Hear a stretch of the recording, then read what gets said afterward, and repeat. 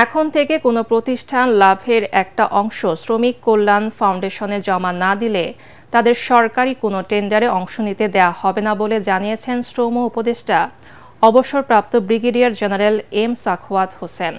তিনি বলেন, দেশে প্রায় ৮,০০০ প্রতিষ্ঠান লাভজনক ব্যবসা করলেও শ্রমিক ফাউন্ডেশনে জমা দেয় মাত্র ৫০০টি, যা হতাশাজনক।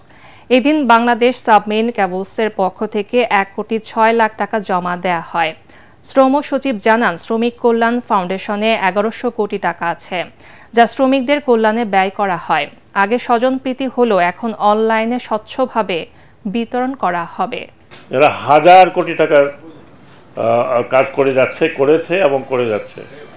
তারা কেন নাই, তারা কেন তাদের প্রফিট থেকে কন্ট্রিবিউট করে না, এটা আমার কাছে একটু প্রথমে একটা খটকা লাগলো। তারপরে আমরা ডিসিশন নিলাম যে এদেরকেও এর আওতায় আনতে হবে। এনারা যদি ল্যান্ডলিস্টেড না হন, বিশেষ করে বড় কোম্পানি, সরকারি কোনো টেন্ডারে তারা পার্টিসিপেট করতে পারবেন না। এটা এটা এটা যদি সরকার সিদ্ধান্ত নেয় তাহলে তাই হবে।